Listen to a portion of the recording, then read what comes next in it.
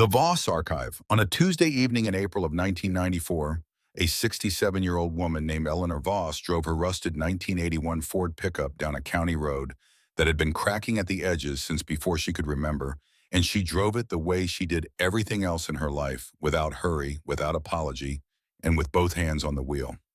The drive from her farm on Route 9 to the Harlan County Courthouse took exactly 19 minutes. She had made this drive hundreds of times over the decades for town meetings, for auctions, for the occasional Wednesday bingo game she and Howard used to attend before Howard's knees gave out. She knew every pothole, every curve, every farmhouse light that blinked through the tree line in the dark. Tonight the drive felt different. She was wearing her good dress, not her church dress which she saved for funerals and Easter, but the dark blue one she wore to things that required what Howard used to call a certain dignity. The dress was pressed, her silver hair was pinned back. She had even put on the small pearl earrings that had been sitting in a velvet box on her dresser since Christmas. She had not dressed up because she thought it would help. She had dressed up because Howard had always told her, when they come to judge you by what they can see, show them the best version of what they're looking at, then let the truth do the rest of the work.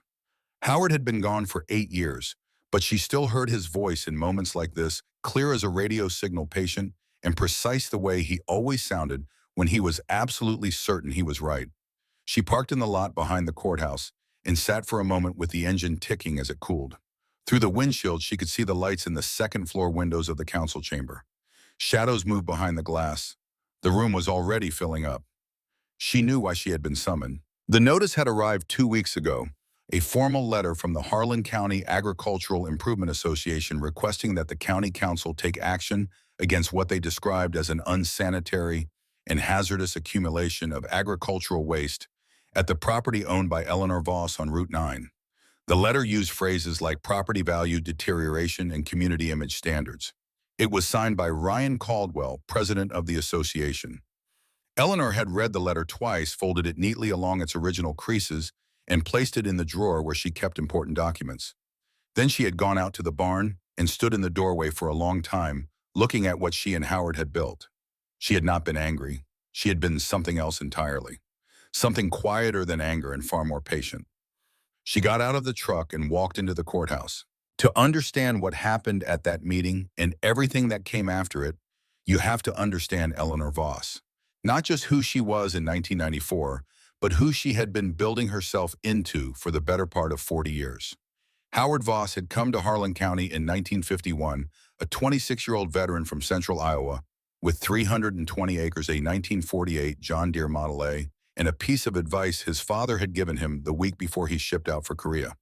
His father, a man named Walter Voss, who had farmed the same ground in Iowa for 30 years, had sat him down on the porch and said something Howard would spend the rest of his life proving was true. Parts are money, every bolt, every bearing, every gear. That's money you won't have to spend later. The dealers will always tell you to buy new. Don't listen. Keep everything. Fix what you can. Someday you'll be glad you did. Howard had married Eleanor in 1953. She was 26, then a schoolteacher's daughter from just outside of Kearney, who had grown up reading in the evenings and helping her father repair fences on weekends. She was not the kind of woman that people in 1953 expected to be interested in hydraulic systems or bearing tolerances or the internal mechanics of a grain auger. But she was curious about everything Howard touched, and Howard had always believed that curiosity was the most important thing a person could possess. In those early years, she would sit on an overturned bucket in the barn and watch him work, asking questions. What does that part do?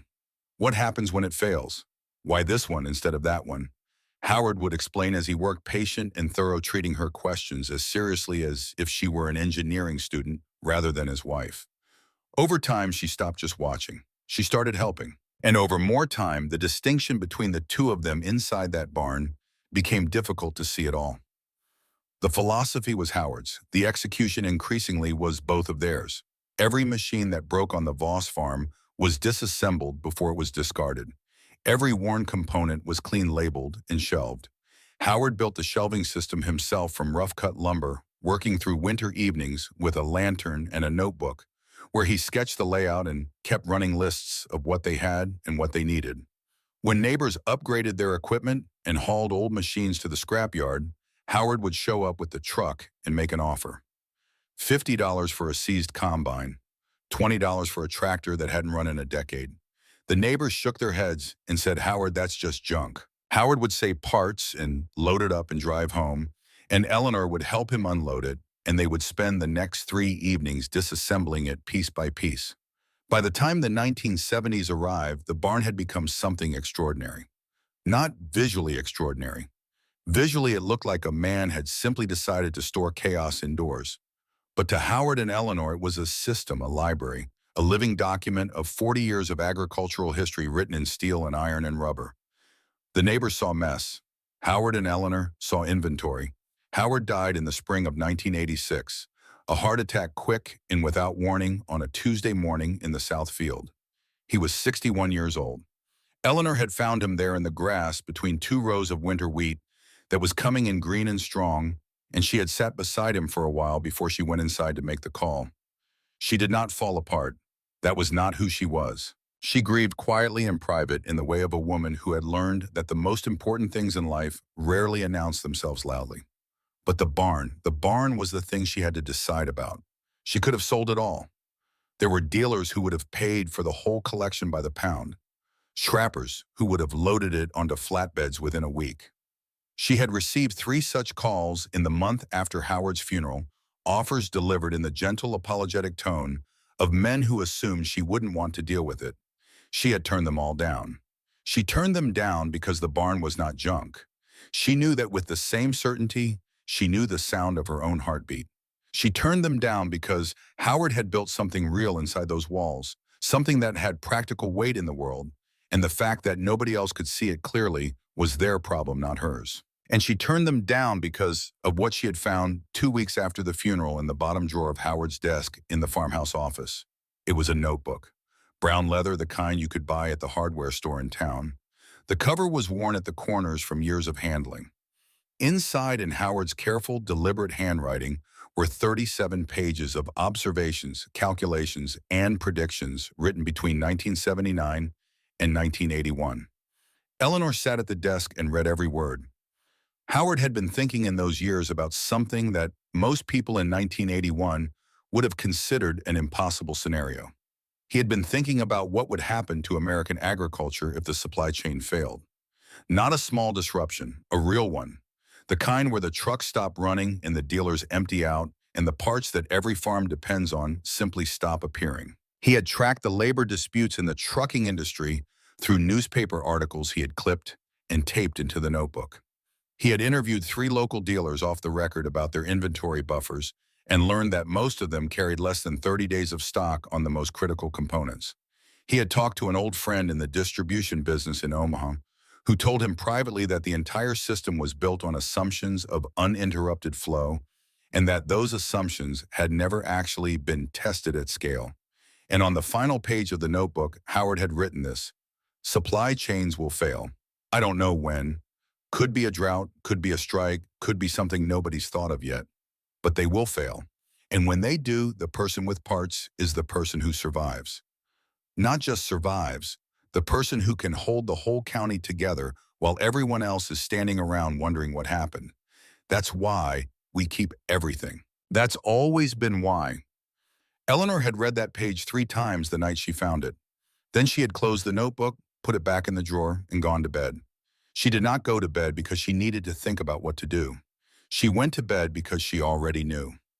She had always known on some level, though. Seeing it written in Howard's handwriting made it concrete in a way it hadn't been before.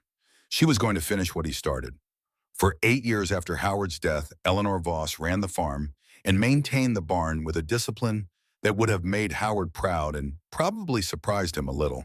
She hired a part-time hand named Bobby Getty, a quiet man in his 50s who knew machinery and kept his opinions to himself to help with the fieldwork.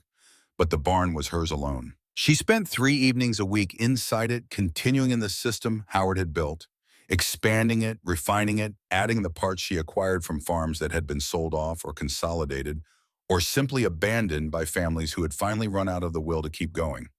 She also kept the notebook. Not just kept it, she updated it. On the inside back cover, Howard had left several blank pages. Eleanor began writing in those pages in the fall of 1986 in her own hand, in the small and precise cursive she had learned from her father. She tracked the changes she saw in the agricultural supply system year by year. The dealer consolidations, the shift toward just-in-time inventory, the labor tensions in the trucking industry that ebbed and flared and never quite went away. She had no formal training in economics or logistics, but she had 40 years of practical observation and a husband who had taught her to pay attention to the thing behind the thing. By 1993, she had filled those back pages and started a second notebook. In February of 1994, she had read a trade industry bulletin about contract negotiations between the Teamsters and several major trucking companies. The negotiations were described as tense. The word impasse appeared twice in the article. Eleanor had read that article, set it on the kitchen table, and gone out to the barn. She spent that whole February evening in the section she had always thought of as the critical row. The kits and components for late-model combine harvesters, the machines that the younger farmers in the county had been buying over the past several years. She took inventory. She noted what she had. She noted what she was missing. She made 3 acquisitions in March, paying for them out of her own pocket at an estate auction outside of Lexington, without telling anyone what she was doing or why. And then the letter from Ryan Caldwell arrived, and she had gone to the town meeting in her good dress. Now let me tell you about Ryan Caldwell, because you have to understand the man who brought this all to a head. Ryan was 40 years old in 1994, the oldest son of Frank Caldwell, who had farmed 800 acres north of the Voss place for 3 decades. Frank had been a careful, deliberate man, the kind who kept his word and remembered every favor and returned every tool he borrowed with a note of thanks attached. He had been a good neighbor to Howard Voss and a quiet but consistent presence in the county. He had died in 1989, a year of bad weather and thin margins, leaving the land to his 2 sons. Ryan had taken over immediately and completely. He was efficient, decisive, and absolutely convinced that the future of agriculture looked nothing like its past. Within 2 years of inheriting the farm, he had torn down his father's old wooden barn and replaced it with a steel building that smelled like a car dealership. He had sold off every piece of equipment Frank had owned and replaced it with new machines, a combine that cost more than most houses in the county, a tractor whose computer system required a specialist to diagnose a full line of implements still wearing their dealer decals. He had also founded the Harlan County Agricultural Improvement Association, which was in practical terms a collection of younger farmers who believed that the old ways were not just outdated but embarrassing, and that Harlan County would never attract investment or development as long as it looked like it was still operating in 1952. Ryan was not a cruel man. It is important to say that clearly. He was not someone who set out to hurt people. But he was a man in a hurry, pushing against the memory of a father he had loved but found difficult to live up to. And sometimes when a man is running that fast, he doesn't look carefully at what he's running past. He had driven by Eleanor Voss's property on Route 9 dozens of times. He had seen the barn from the road, the open doors, the shelves stacked to the ceiling, visible from 50 yards away, the tractor engine hanging from the chain just inside the entrance. He had seen what everyone else saw when they drove past. He had never once stopped. He had never once walked through the door. He had looked from the outside and decided he understood what he was looking at. And that decision, made quickly and without curiosity, would cost him more than he could have imagined. The Harlan County Courthouse was a brick building from 1923 with high ceilings and wood-paneled walls and the particular smell of old Acre and industrial floor wax that seems to exist in every small-town government building in America, regardless of when it was last cleaned. The council chamber was on the 2nd floor, folding chairs in rows, a raised platform for the council members, an American flag that hung without moving in the corner because there was no window to give it any reason to stir. Eleanor arrived early. She took a seat in the back row and folded her hands in her lap and waited. The room filled around her, farmers she had known for 30 years, townspeople who nodded at her in the grocery store, a few of the younger families who had moved into the county in the past decade and whose children she sometimes saw at the church picnic. Some of them nodded at her. Most did not. She noticed this without judgment. She was beyond the age where the opinions of people in folding chairs determined how she felt about herself. Ryan Caldwell came in with his brother Derek. Ryan was wearing pressed khaki trousers and a collared shirt with a small equipment company logo embroidered on the chest. Derek was quieter, 2 years younger, with the same jaw, but a more uncertain set to his shoulders. They took seats in the front row, and Ryan had a manila folder on his knee that was thick with papers and photographs. The meeting worked through its routine business: budget reports, a road maintenance dispute that had been running for months, a zoning question that nobody seemed to fully understand, but everyone had an opinion about. Then the council chairman, a retired banker named Tom Briggs, who had been running these meetings for 11 years and had the patient, slightly weary expression of a man who had long since stopped being surprised by what his neighbors were capable of, cleared his throat and looked down at his agenda. Next item, he said: complaint filed by the Harlan County Agricultural Improvement Association regarding property conditions at the Voss Farm on Route 9. Ryan, would you like to present? Ryan Caldwell stood and walked to the podium the way a man walks somewhere he has already rehearsed. He opened the manila folder and drew out a stack of photographs printed on good paper and held the first one up for the room to see. Thank you, Chairman Briggs. Council members, neighbors. He paused the way a man pauses when he wants to seem reluctant about something he isn't reluctant about at all. I appreciate you giving this issue your attention tonight.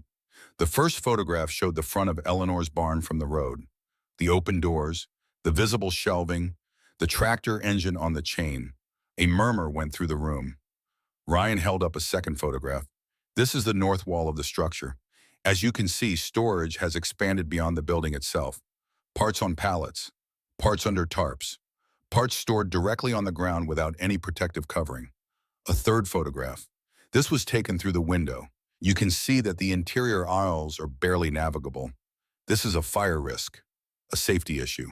And frankly, it is exactly the kind of image that makes it difficult for us to present this county as a modern agricultural community when people are considering whether to invest here. He set the photographs down on the podium's edge and looked at the room. He was good at this. He had the voice of a man accustomed to being listened to and the posture of someone who had never had a serious reason to doubt himself. I've spoken with a number of our neighbors, he said, who share these concerns. Property values throughout the area are affected when a road-facing farm looks like a salvage yard. We're not trying to be unkind, but this is a widow's hoarding problem, and it's become our community's image problem. The room laughed, not cruel laughter, but not kind either. The laughter of people who agree with something and are relieved that someone else said it first. It was a specific sound, that laughter, the sound of a room deciding to let someone else carry the weight of an opinion they had already formed.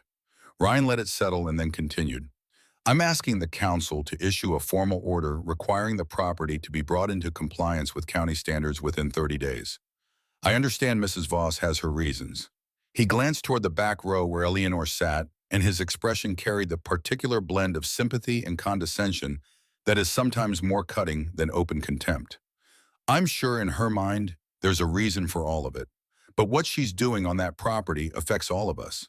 And I think it's time we addressed it directly. He gathered his photographs and returned to his seat. Derek put a hand briefly on his shoulder. The room murmured in general approval. Tom Briggs looked toward the back. Mrs. Voss, he said, would you like to respond? Every head in the room turned toward the back row. Eleanor Voss sat still for a moment. She did not straighten in her chair.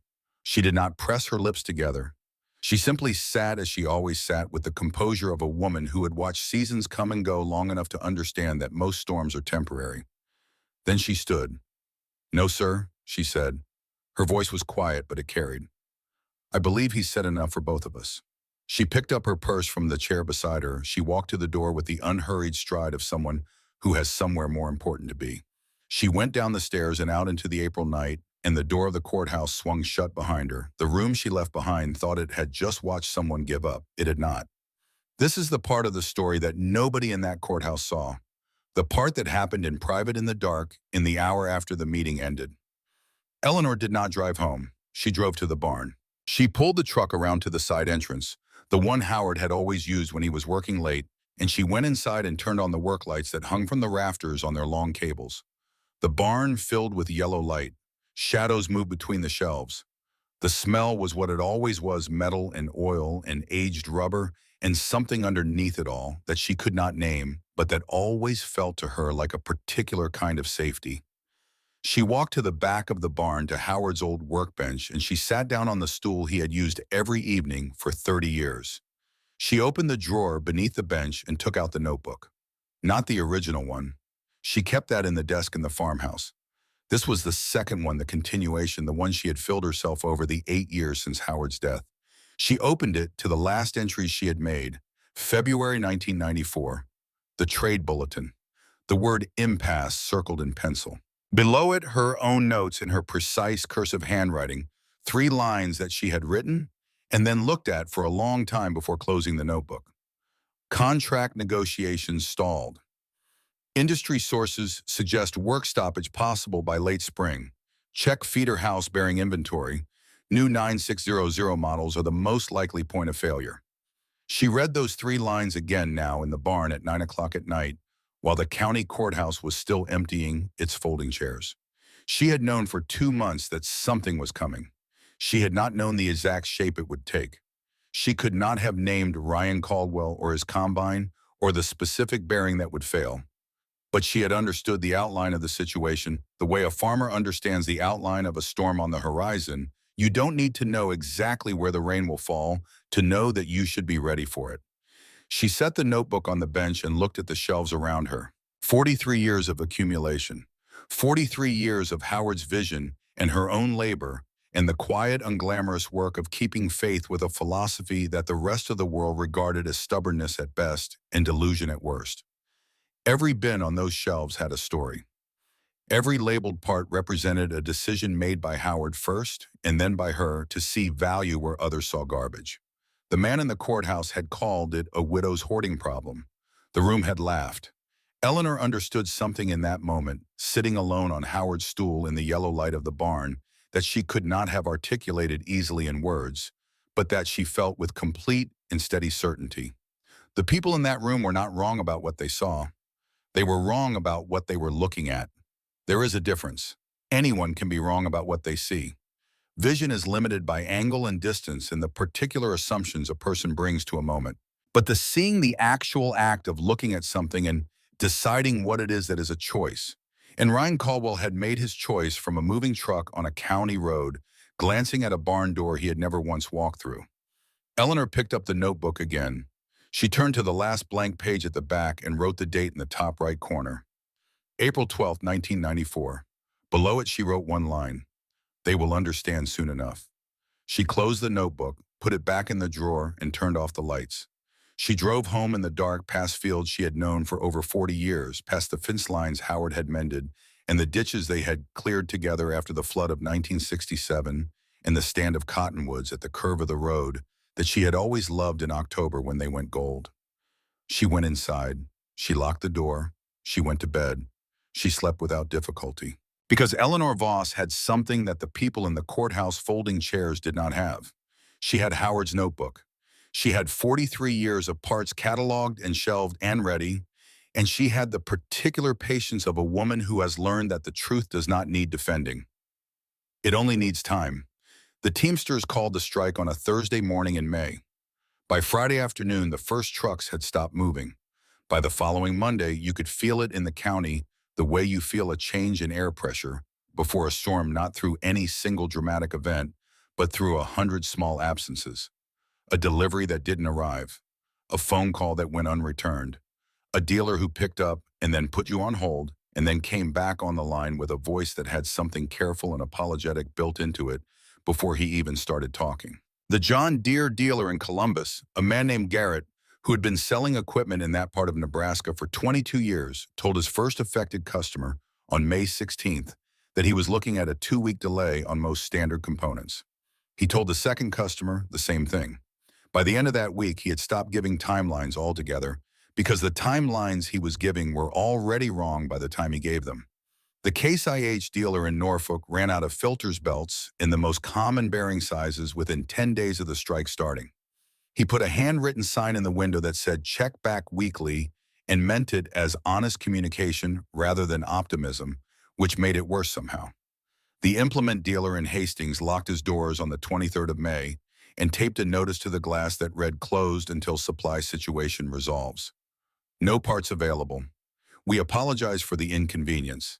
The apology did not help anyone's crops. Planting season had just ended. The long summer maintenance window was opening. This was the season when every piece of equipment on every farm got serviced, repaired, and prepared for the harvest that would determine whether the year was a good one or a year you spent trying not to think about. Machines that had limped through the spring now needed attention. Bearings that were running rough needed replacing. Hydraulic seals that were weeping needed rebuilding. Belts that were cracking at the edges needed to come off before they came apart in the field. All of it required parts, and the parts had stopped coming. Farmers in Harlan County began calling one another in the first week the way they always did when something went wrong, sharing information, pooling knowledge, trying to figure out who had what and who needed what, and whether there was a way to get from one side of a problem to the other without the piece that was missing.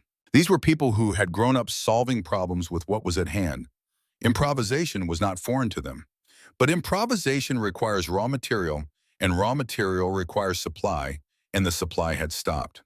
By the first week of June, the conversations had a different quality to them, less problem-solving, more something that sat between anxiety and resignation, the tone of people who are beginning to understand that the thing they're dealing with is not going to resolve itself quickly.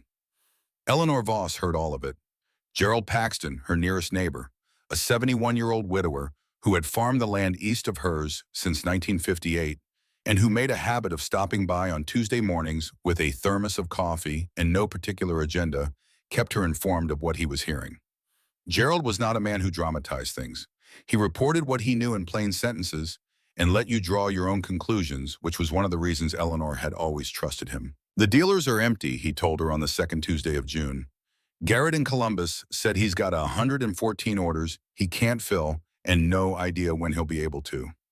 Eleanor nodded. She already knew most of this. She had been making quiet phone calls of her own, checking in with contacts she had developed over the years.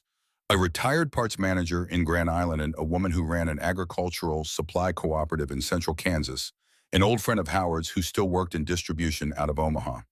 The picture they painted was consistent and not good. She had also, in the 2 weeks since the strike began, done something that nobody in Harlan County knew about. She had spent every evening in the barn, walking the critical row, pulling specific bins, checking condition and compatibility. She had her second notebook open on Howard's workbench, adding notes in her careful hand. She was not waiting for people to come to her. She was preparing for when they did. Ryan Caldwell's combine stopped working on the morning of June 3rd. He had been running the machine through his winter wheat since 5:30 in the morning, moving in long east-west passes across the south field, while the air was still cool enough to keep the dust from being unbearable. The 1993 John Deere 9600 was the best machine he had ever operated, responsive, powerful, capable of processing grain at a rate that would have seemed impossible to farmers of his father's generation. He had paid $182,000 for it 18 months ago and had never once questioned whether the money was justified. At approximately 9:15, he heard a sound. It started as a vibration he felt in the seat before he heard it through the cab, a low, rhythmic irregularity that did not belong to the machine's normal operating signature. Then within the space of perhaps 3 seconds, it became something audible and wrong, a grinding metallic shriek from somewhere in the feeder house that climbed in pitch and intensity and ended in a lurch and a sudden silence as the automatic shutdown engaged. Ryan had the cab door open before the dust had settled around the machine. He climbed down and walked to the front of the combine and crouched beside the feeder house, and he could tell immediately from the sound and the smell of hot metal and the way the machine had died that this was not a minor problem. He put his hand near the feeder house housing and felt the heat radiating from it before he touched the metal. He went inside and called the dealer in Columbus. Garrett listened to Ryan's description of the sound and the shutdown and was quiet for a moment before he spoke. Main drive bearing on the feeder house, Garrett said. The way you're describing it, it sounds like it seized and tore itself apart. That's a full replacement, Ryan. It's not something you can patch. How long to get the part? Another silence. Longer this time. I don't have it in stock. I haven't had it in stock since the strike started. I put in an emergency order to the regional warehouse 3 days ago, and I haven't heard back. How long? Garrett, honestly, 8 weeks. maybe more. Ryan stood at the kitchen window and looked out at his combine sitting in the south field stationary in the middle of a past grain, head slightly crooked, the tall Nebraska sky enormous behind it. 8 weeks. His wheat was at peak harvest window.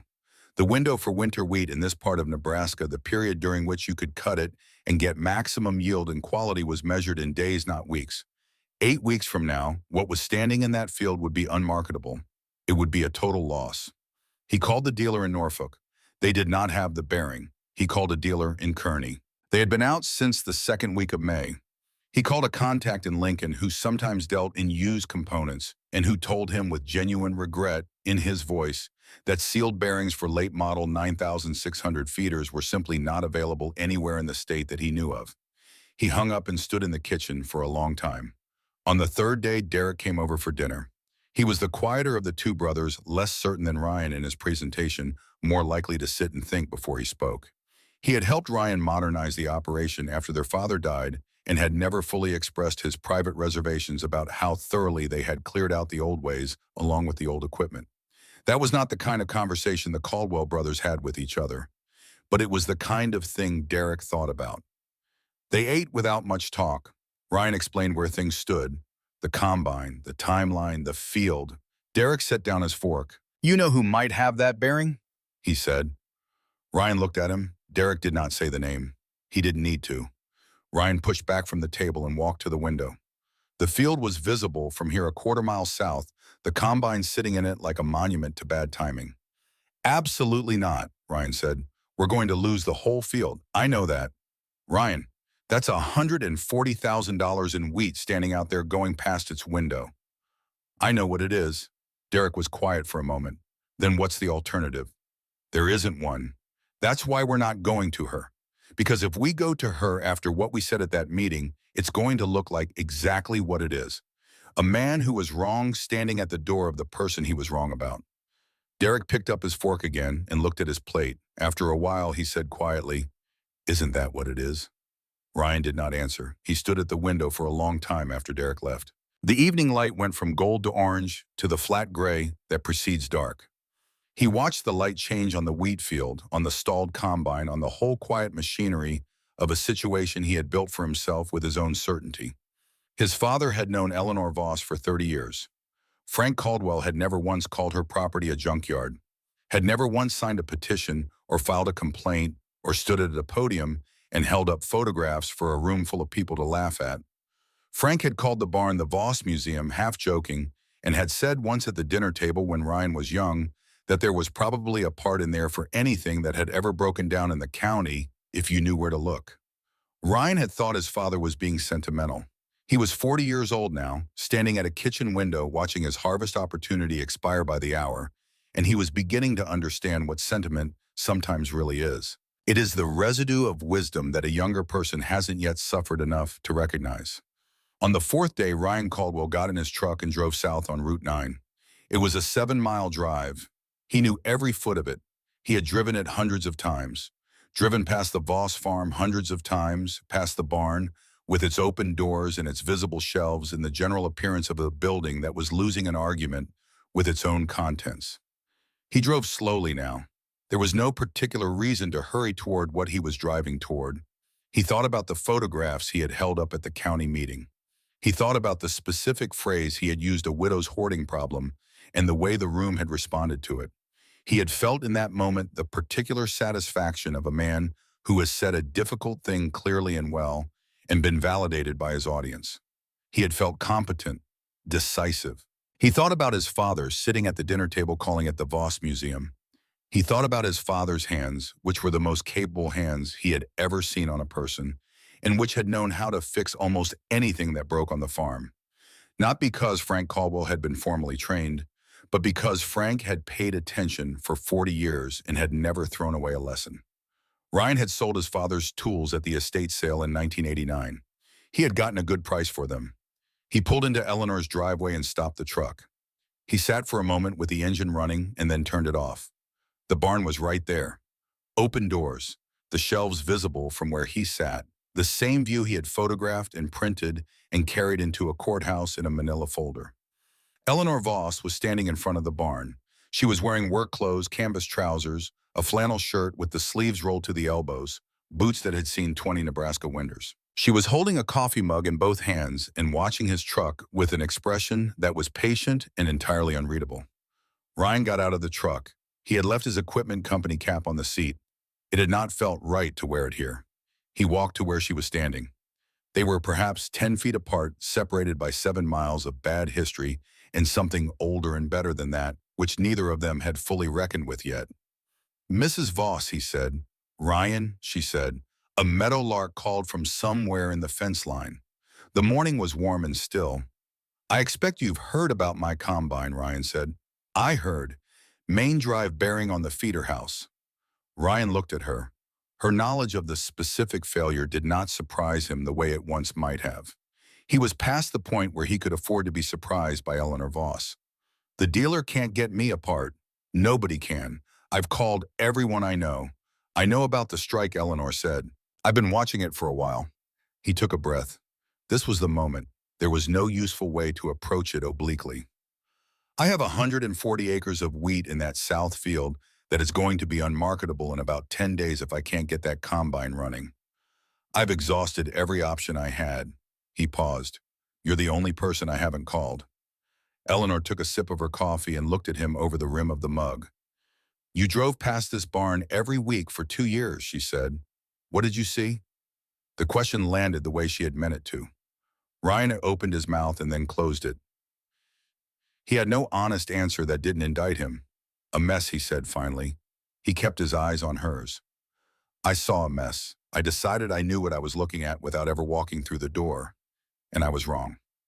Eleanor regarded him for a long moment.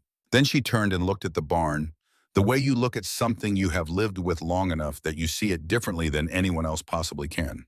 She said, "Come on then. Let's see what we have." What Ryan Caldwell saw when he walked through the doors of the Voss barn was not what he had expected to see.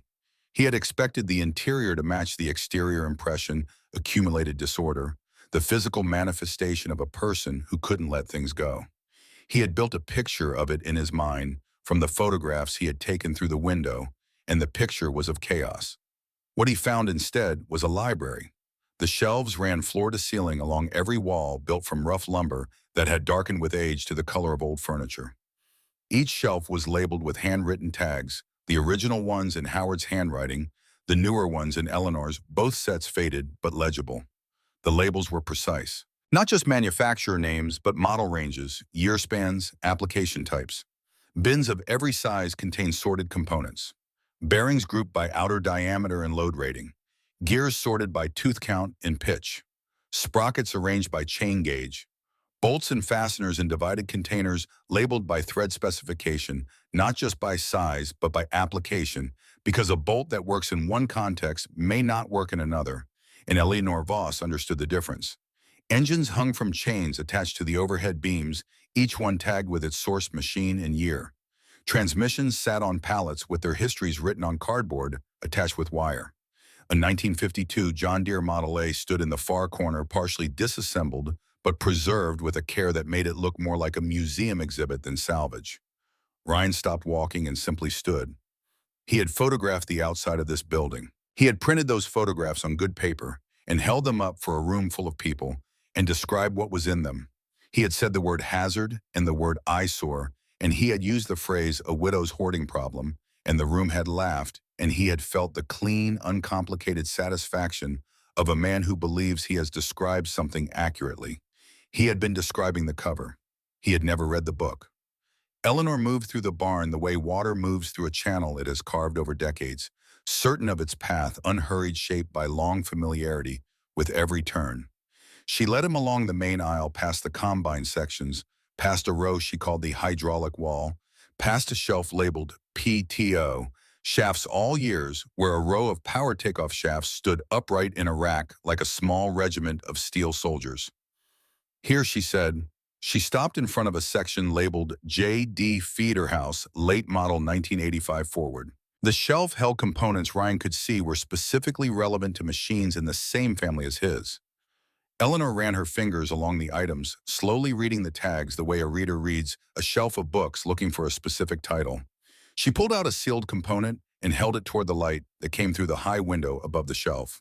It was a bearing assembly, older than what he ran in his combine visibly, so the casing had the slight surface oxidation of metal that had been sitting for years, and the design was different from the sealed unit Ryan's machine used. But the mounting flanges, the shaft bore the general configuration, these were recognizable. This came off a prototype, Eleanor said. John Deere ran field trials in '87 on a design they were testing before they went to sealed units for the production run. They sent a small number of machines out to farms for evaluation and then changed direction before manufacturing. The design was never released commercially. Ryan looked at the bearing. Where did you get it? Howard bought the trial machine from a farmer in Iowa when John Deere decommissioned it. Paid $200 for it. We've been pulling components off it for 7 years. Will it fit my machine?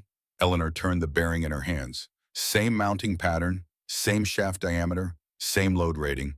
The design is simpler. It's a rebuildable unit rather than sealed, which is actually an advantage if something goes wrong with it in the field. She set it on the workbench beside her. I'll need to make a small adapter plate. I have the stock for it. Give me 2 hours. Ryan stared at the bearing sitting on Howard's workbench. At the barn around him, at the 43 years of organized knowledge that lived in every labeled bin and tagged component on every shelf. He thought about the photographs in the manila folder. He thought about the room laughing. Mrs. Voss, he said. His voice came out different than he intended, lower, rougher at the edges, the way a voice sounds when the thing it's carrying is too heavy for its usual register. Why are you helping me after the meeting? After what I said. Eleanor picked up the bearing again and turned toward the workbench. She found a stool and sat down and began laying out tools with the methodical patience of someone who has done this 10,000 times. Your father helped me once, she said. She did not look up from the workbench. Summer of 1978, I was going through treatment. She paused. Cancer, breast. Howard didn't tell people, and I didn't either, but Frank knew because Howard needed to tell someone, and Frank was the kind of man you could tell things to without worrying about what he'd do with them. Ryan stood very still. I had 80 acres of corn that needed to come in, and I couldn't do it alone, and Howard was trying to be in 2 places at once and not managing either one. She set a tool down and picked up another. Frank showed up at 5 in the morning with his combine. He brought you and your brother with him. You were 24. Derek was 22. You worked all day. Every acre. Frank wouldn't take a cent. Ryan was quiet. He had a memory of that summer, vague but present, a hot day on a farm that was not his family's, the smell of cut corn, his father's voice giving directions. He had not known until this moment what the context was. Frank said neighbors help neighbors, Eleanor continued. Said someday he'd need the same, and that would make them even. She picked up the bearing and examined the mounting flange with care. Howard passed in '86, Frank in '89. Neither of them got the chance to square the account between them. She set the bearing down again and looked at Ryan directly for the first time since they had come inside. So I figure the debt passes to the next generation. Same as the land does. Ryan had been a farmer long enough to understand that kind of accounting. Obligation that moved through families the way land did, the way knowledge did, the way the shape of a man's hands sometimes appeared in his children, whether they wanted them or not. He understood it, but understanding it didn't make it easier to stand in front of. He was 40 years old, and he had spent the years since his father's death building something that he believed was better than what Frank Caldwell had built. Bigger machines, better technology, modern systems. He had swept out the old ways and installed the new ones, and he had told himself and anyone who would listen that this was progress, that this was what the county needed, that the people who held on to the past were holding everyone back. He was standing in a barn full of the past right now, watching a 67-year-old woman prepare to save his harvest with a prototype part from 1987 that she had been holding in inventory for 7 years because her husband had understood in 1981 that there would be a day exactly like this one. Go home, Ryan, she said not unkindly. Come back in 2 hours. Bring your truck and bring your tools.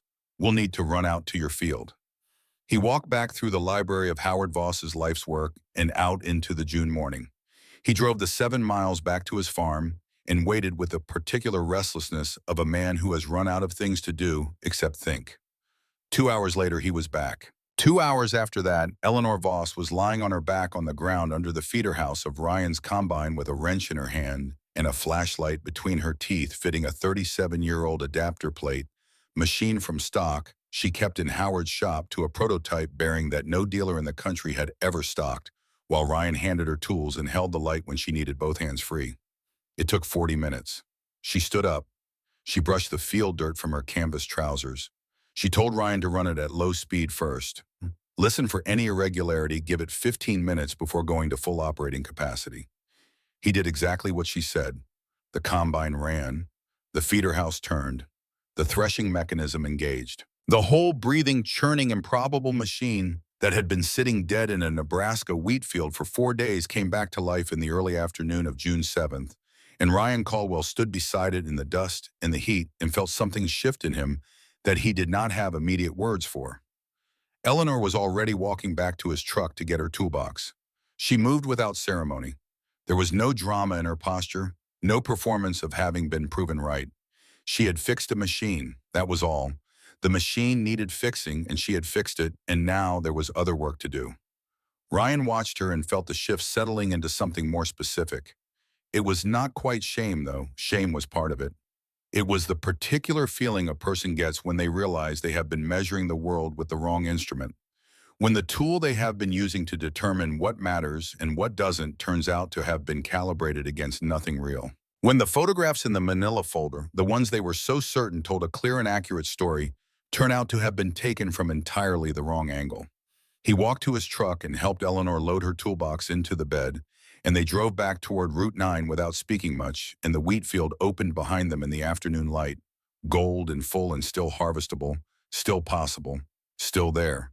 Word travels fast in a county where people still talk to each other. By the evening of June 7th, the same day, Eleanor Voss put Ryan Caldwell's combine back into operation.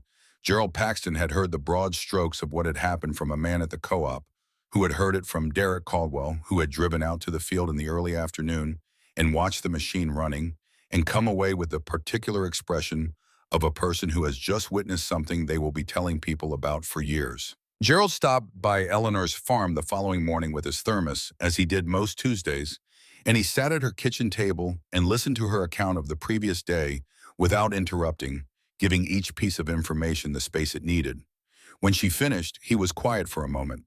Then he said, "I expect you are going to have some visitors." "I expect so," Eleanor said. "You want me to help manage the schedule?" She looked at him across the table.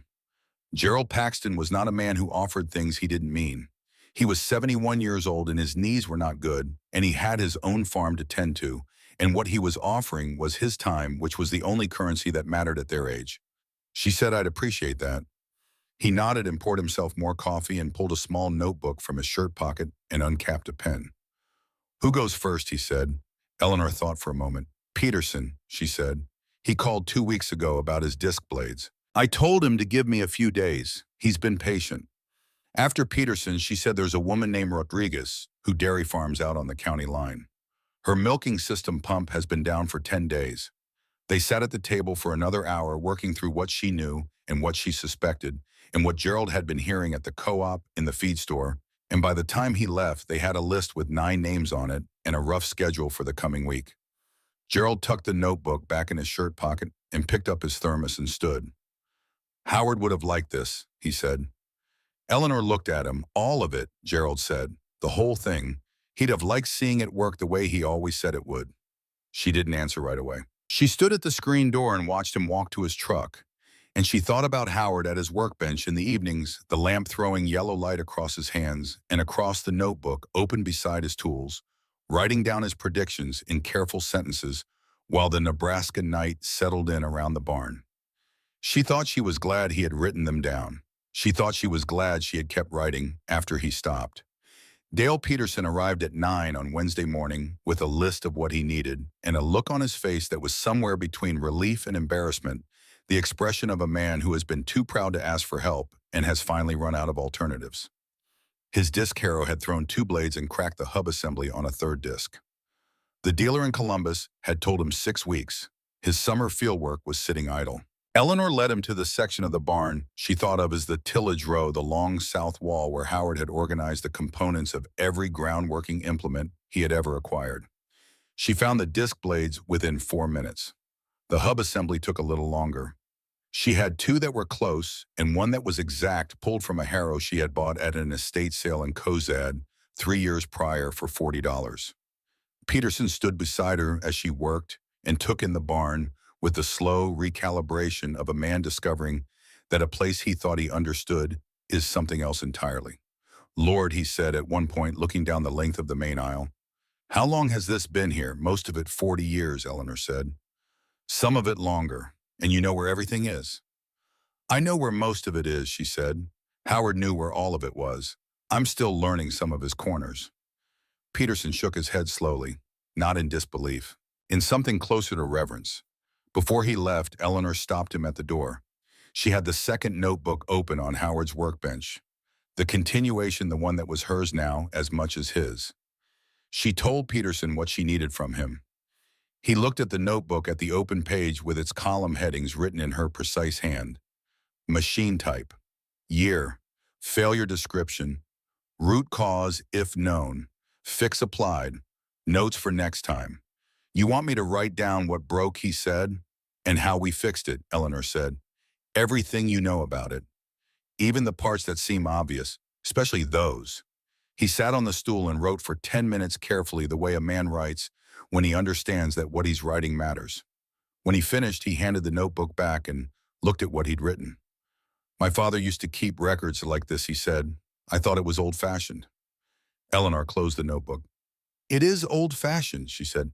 "That's not the same as wrong." Margaret Rodriguez arrived that same afternoon.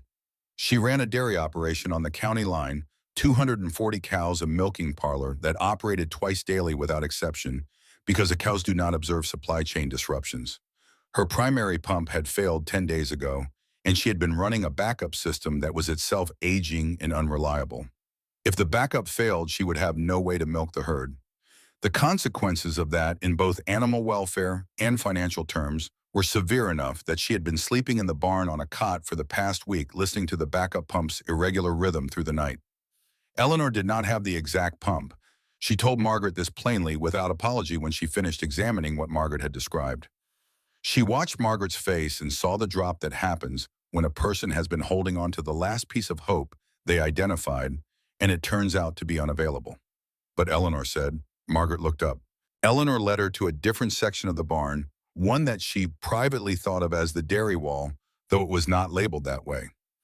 Howard had never dairied himself, but he had acquired components from several dairy operations that had sold off or converted over the years, understanding that a mechanical principle is a mechanical principle, regardless of what it's attached to. She found a pump from a 1968 milking system. Different model, different configuration, but built around the same fundamental hydraulic principles as Margaret's failed unit. The fittings were a different standard.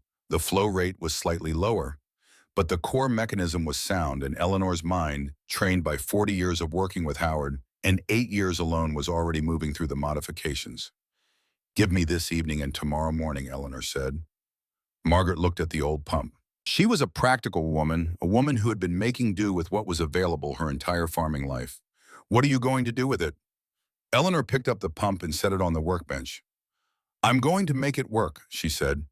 She spent that evening in the shop Howard had built along the barn's north wall, a small, organized space with a metal lathe, a drill press, a welding setup, and every hand tool a machinist would need arranged on pegboard, with the outlines painted in so you could see at a glance what was missing. Howard had built the shop in 1969, and Eleanor had maintained it with the same discipline she maintained everything else. She machined new adapter fittings from bar stock.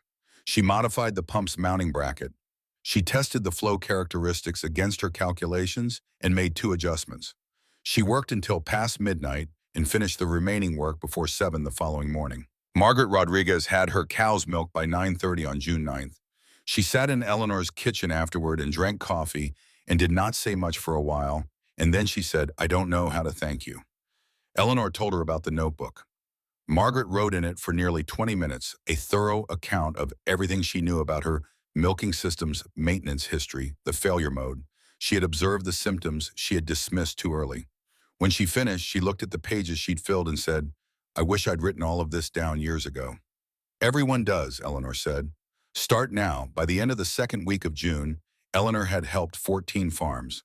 Not all of them required the same depth of work as Peterson's harrow or Rodriguez's pump.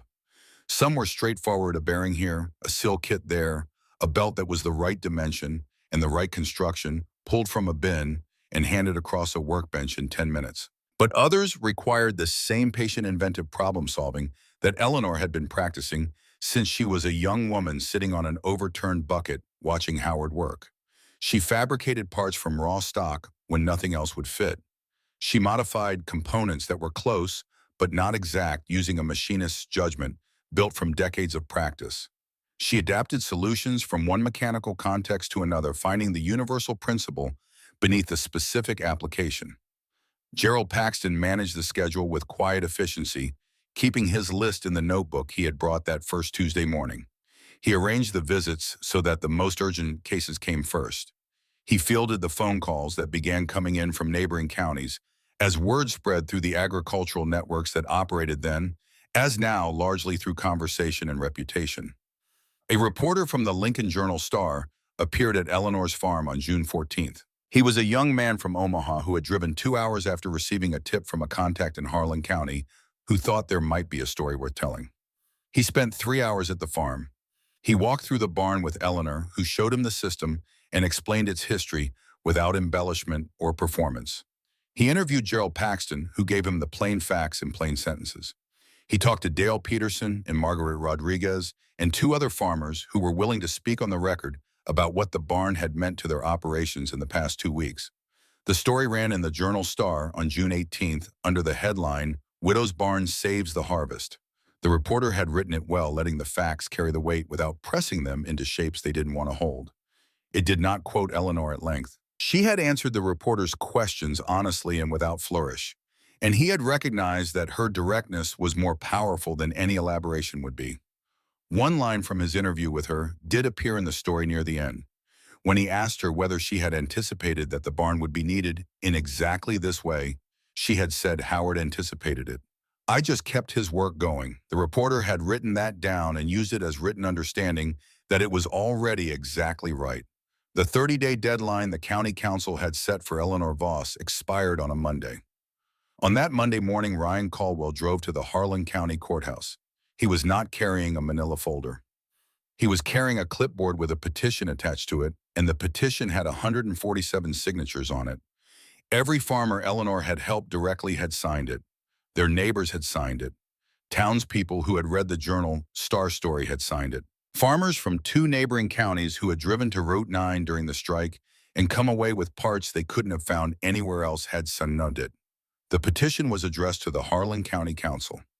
It described the Voss farm property as a community agricultural resource of demonstrated and irreplaceable value.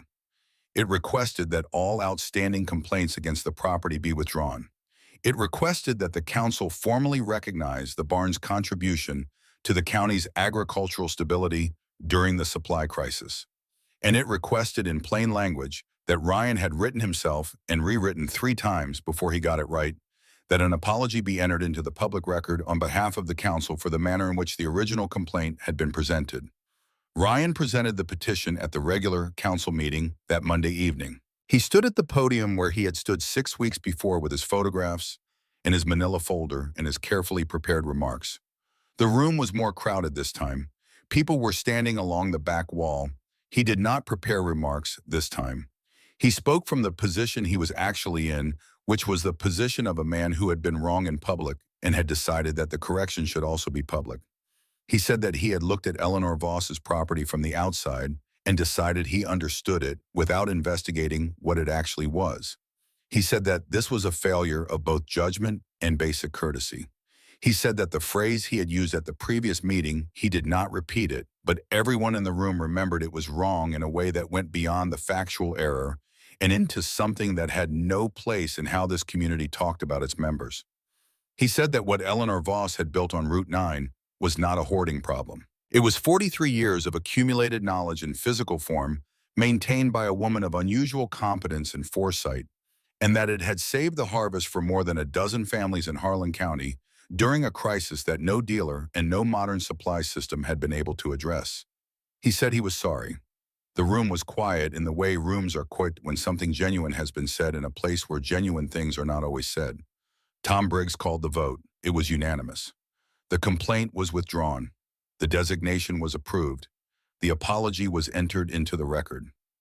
Eleanor was not at the meeting. She had known what Ryan was doing, and she had wished him well, and she had stayed home because she had never needed the county's recognition to know what the barn was, and the formal acknowledgement, while welcome, did not change anything essential. She was in the barn that evening, doing what she had always done, walking the rows, checking the inventory, making notes in the second notebook by the light that hung from the rafters on its long cable.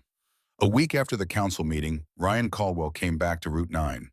He had been thinking since the day he had stood in the barn and seen it for what it was about a problem that he could not stop turning over in his mind. The problem was simple to state and difficult to solve.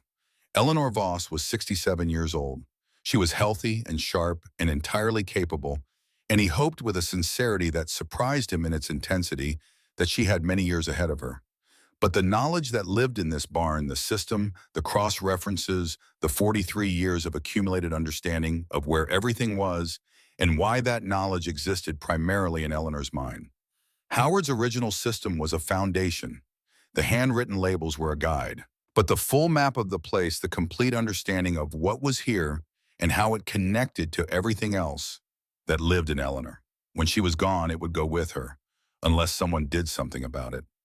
He sat at her kitchen table with a cup of coffee she had poured without asking whether he wanted one, and he laid out what he had been thinking. He wanted to catalog the barn, not just the existing labels and bins, but a full systematic inventory, every component documented, with its specifications, its source, its condition, its cross-references to the machines it could serve. He wanted it in a format that could be searched, that could be shared, that would exist independently of any single person's memory. He knew it would take a long time. He knew it would require Eleanor's knowledge and her patience and her willingness to spend hours explaining things to a man who was starting from behind. He was prepared for all of that.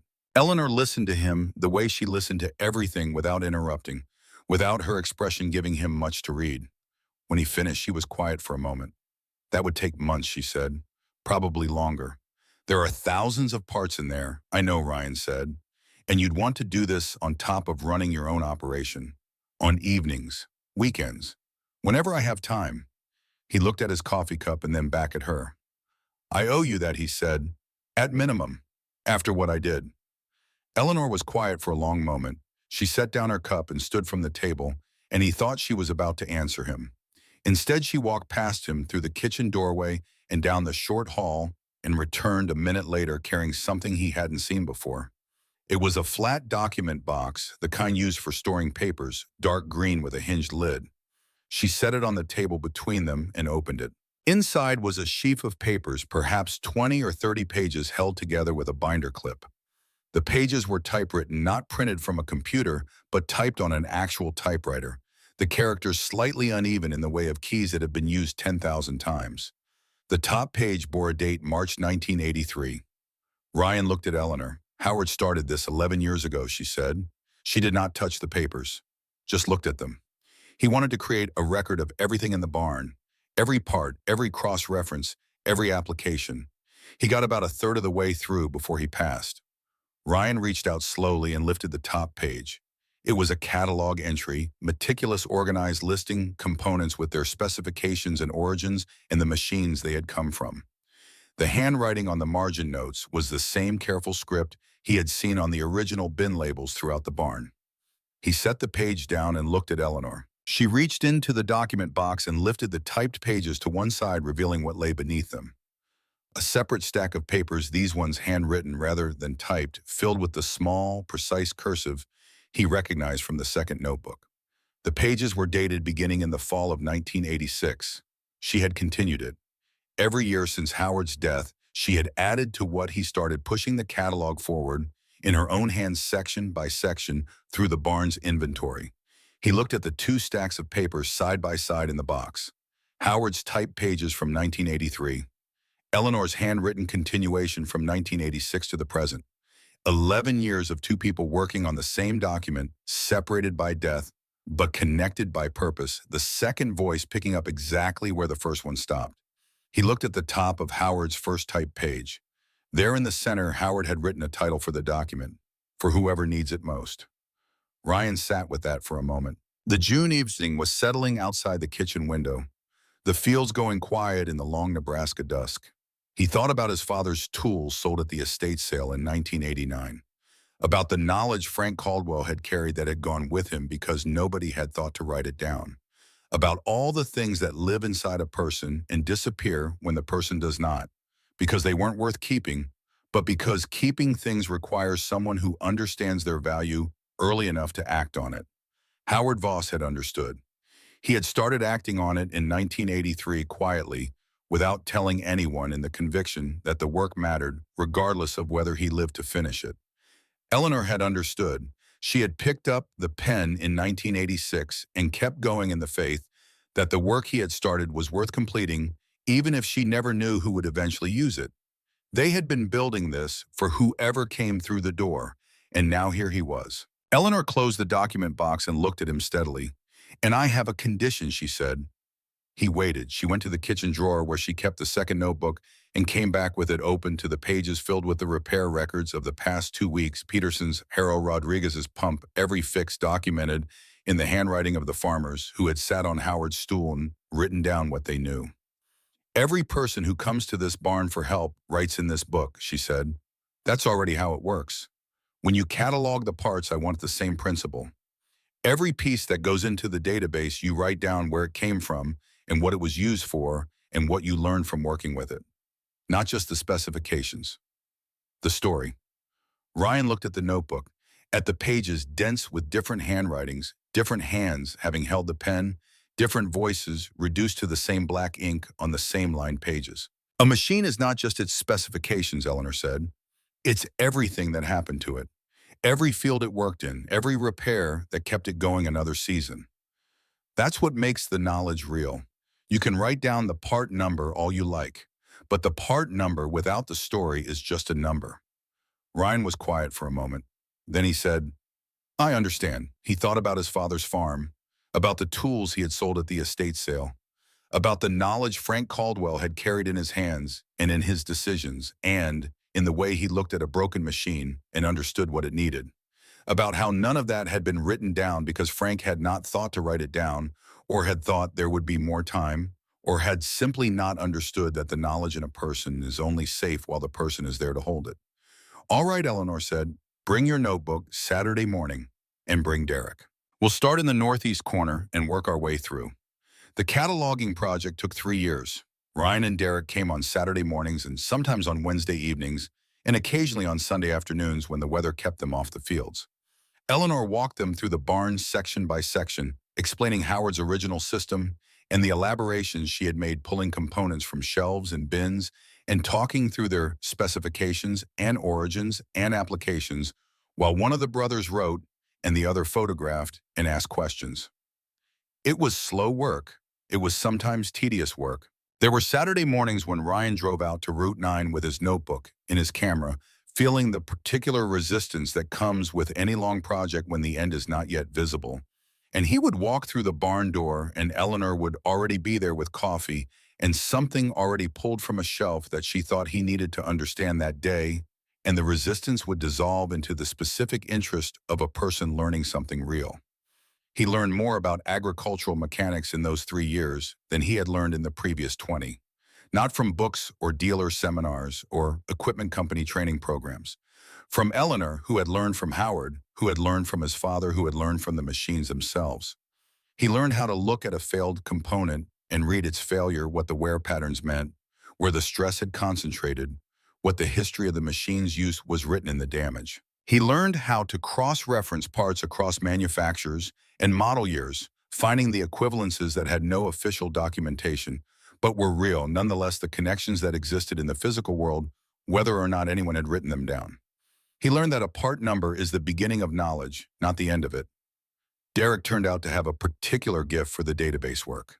He had a methodical mind patient with detail in a way that complemented Ryan's broader orientation, and he designed the cross-referencing system that eventually allowed the completed archive to be searched by multiple pathways, by manufacturer, by model year, by part type, by application, and by the narrative records that Eleanor had insisted upon the stories that gave the numbers their context. By 1997, the database contained 47,000 individual entries. Eleanor Voss died in the spring of 2003 at the age of 76. She had been slowing down for 2 years, and in the last months, she had been more inside than out. More at Howard's old desk than in the barn, though she still went out most evenings to check the rows and make sure everything was as it should be. She had outlived Gerald Paxton and most of the neighbors of her generation, the people who had farmed this ground alongside her and Howard through the decades when the county looked like itself and not yet like something else. She left the farmhouse and the land to her daughter in Omaha, who had never farmed and did not intend to. She left the barn, the notebooks, the document box, and the database to Ryan Caldwell. The transfer had been her idea. She had called Ryan in the winter of 2002 and told him plainly what she intended, giving him no opportunity to protest because she had made her decision with the same certainty she brought to everything, and she did not need him to affirm it. "I'm not leaving it to you because you deserve it," she said with the directness that had always been her natural mode of communication. "I'm leaving it to you because you understand it now, and because you'll do right by it." He had not said anything for a moment. Then he had said, "I'll try." "That's all anyone can do," Eleanor said. The barn is still on Route 9. Ryan's son manages it now, a young man who grew up driving out there on Saturday mornings with his father, and who can walk the main aisle with his eyes closed and tell you what is on any shelf by memory, the way Eleanor could, the way Howard could before her. The database has been updated and expanded over the years, moving through successive generations of technology from the original computer files Ryan and Derek assembled in the mid-90s to the searchable online archive it became in the early 2000s. Farmers from 6 states have used it to find components that no dealer could source. Agricultural historians have cited it. 2 universities have sent researchers to study the organization system and write about what it represents. They call it the Voss Archive. The name was Ryan's idea.